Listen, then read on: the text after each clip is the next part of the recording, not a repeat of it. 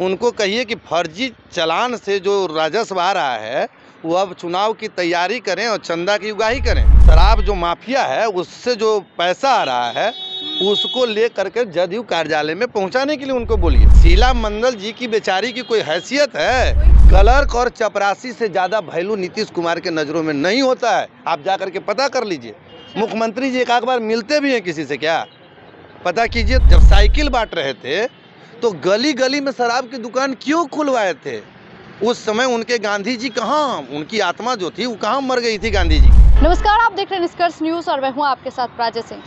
बिहार में शराबबंदी है लेकिन जहरीली शराब से लोगों की मौत हो रही है। लेकिन शीला मंडल आज सीधे तौर पे प्रशांत किशोर पर तंज कसते हुए नजर आती है। कहती है कि 2 अक्टूबर को पार्टी लॉन्च की थी और उसी दिन उन्होंने जिस तरीके से बयान दिया शराबबंदी को लेकर, आज वो शराब के ठेकेदार है, इसीलिए तो कहते हैं कि शराब चालू करवाएंगे। और इस तंज को कैसे देखते हैं, हम सीधी जनसुराज के संस्थापक सदस्य विकास ज्योति जी से जुड़ते हैं। विकास ज्योति जी, कैसे देखते हैं शीला मंडल सीधे प्रशांत किशोर पर, आपके नेता पर तंज कसती है कि वो शराब के ठेकेदार है, इसीलिए इस तरीके की बातें करें? शीला मंडल जी को बोलिए कि ये जो चालान, जो राजस्व, जो चालान, फर्जी चालान कटवा रहे हैं ना हेलमेट वाला पटना में, जो आम पब्लिक को जागरण नहीं फैला रहे हैं कि हेलमेट लगाओ। आप देखें हैं शीला मंडल जी को कभी कि बिहार में कहीं पर सड़क सुरक्षा सप्ताह मनवा रही हैं? उनको कहिए कि फर्जी चालान से जो राजस्व आ रहा है वो अब चुनाव की तैयारी करें और चंदा की उगाही करें। ठीक है। और जो शराब जो माफिया है उससे जो पैसा आ रहा है उसको ले करके जदयू कार्यालय में पहुंचाने के लिए उनको बोलिए।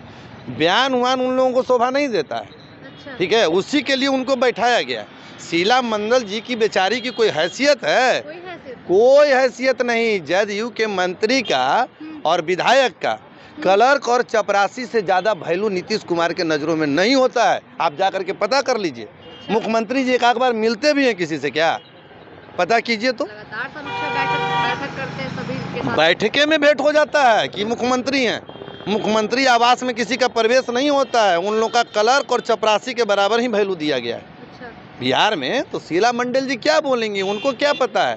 तो पूछिए ना कि जो उनके गांधी जी हैं नीतीश कुमार, तो जो शुरुआती दौर में जो आए थे, जब साइकिल बांट रहे थे तो गली गली में शराब की दुकान क्यों खुलवाए थे? उस समय उनके गांधी जी कहाँ, उनकी आत्मा जो थी वो कहाँ मर गई थी गांधी जी की? अब फिर गांधी जी का आत्मा जिंदा हो गया तो शराबबंदी कि महिलाओं के लिए अच्छी बात है शराबबंदी। जो शराबबंदी जिस तरीके से जहरीली शराब से लोगों की मौत हुई है, मुआवजे की भी राशि बात हो। अरे भाई, मैं भी कह रहा हूँ कि शराब बुरी चीज़ है, मैं भी नहीं पीता हूँ। मैं सारे लोग से अपील करता हूँ कि नहीं पीना चाहिए। सिगरेट पर भी लिखा हुआ रहता है डिब्बे पर। फिर भी तो आपके नेता कह रहे हैं कि चालू करवाएंगे शिक्षा व्यवस्था। बिल्कुल चालू कराएंगे, इसलिए कि जो आज शराबबंदी के बावजूद भी शराब जो बाहर से आकर के बिक रहे। मेरा 30,000 करोड़ का राजस्व कहाँ जा रहा है? उत्तर प्रदेश को जा रहा है, झारखंड को जा रहा है, रांची झारखंड को जा रहा है, बंगाल को जा रहा है। ये राजस्व मेरा बाहर जा रहा है। क्यों? मेरा राजस्व कोई दूसरा लेगा और ये फर्जी तरीके से लोग फैक्ट्री खोल करके शराब पिलाएंगे जिससे आम जनमानस मरेगा।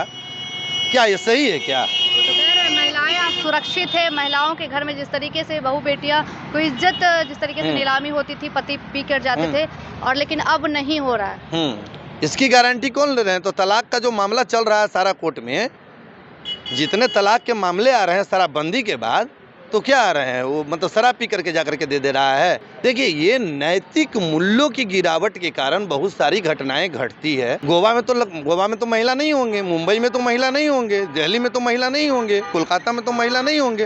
वो तो सारे जगह पर शराब तो ओपन है। मतलब आपकी सरकार आएगी तो ये इस तरीके से जहरीली शराब की? मेरी सरकार आएगी तो जहरीली शराब का नामो निशान नहीं रहेगा।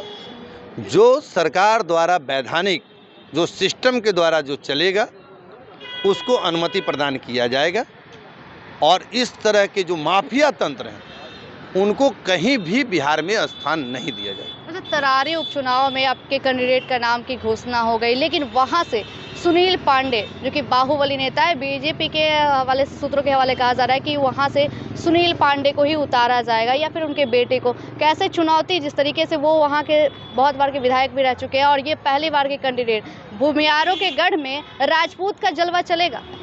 देखिए, सबसे पहली बात है कि जो आपने बोला कि सुनील पांडे के बेटे को, जनसुराज यही बात बोलती है कि लालू प्रसाद जी कितने अच्छे पिताजी हैं कि अपने 9वीं फेल बेटे को कहते हैं मुख्यमंत्री बना दो। सुनील पांडे एक कुख्यात क्रिमिनल अपराधी कहते हैं मेरे बेटे को विधायक बना दो। सुरेंद्र यादव जी कहते हैं मेरे बेटे को विधायक बना दो। जीतन राम मांझी जी कहेंगे इमामगंज में मेरे बेटे को विधायक बना दो। जनसुराज यही कह रही है कि नेताओं के बेटे को छोड़ करके एक बार अपने बेटों के लिए मतदान आप कीजिए। जैसे भूमियारों के गढ़ में राजपूत का जलवा चलेगा। पहले जनसुराज ने जो तय किया है जाति, धर्म और मजहब, जो इन लोगों ने खेती बाड़ी किया है वर्षों तक जातीय का, जनसुराज ने यह तय किया है कि जहां 1% किसी की आबादी होगी विधानसभा में, अगर उसमें काबिलियत होगी तो टिकट उसी को हम देंगे। जनता का फैसला है, जनता जो करना होगा करेगा, लेकिन हम लोगों ने जाति, धर्म और मजहब से हट कर करके बिहार परिवर्तन का संकल्प लिया है और उस संकल्प के साथ आगे बढ़ेंगे। बदलेगा बिहार? बदलेगा नहीं, बदल की अभी जो अंगड़ाई है, ये अंगड़ाई है, ये बहुत बड़ी लड़ाई में बदलेगी। और आप देखते जाइए 4 बाउंसर जो आने वाले हैं वो जीत करके ये सब पार्टियों के लिए वो अंतिम ताबूत की आखिरी कील साबित होंगे। आखिरी कील साबित। बहुत बहुत शुक्रिया ज्योति जी, आपने साफ तौर पे विकास ज्योति को सुन रहे थे, सीधे साफ तौर पे सरकार पर हमलावर और वहीं उपचुनाव में किसका जलवा रहेगा उन्होंने साफ तौर पे कह दिया। लेकिन देखना होगा जनसुराज का बिहार में जलवा दिखा पाएगी या कह रही थी जिस तरीके से 24 में ही खात्मा कर दिया जाएगा, क्या सच में ऐसा होगा? तो कमेंट सेक्शन में जरूर बताएं। धन्यवाद।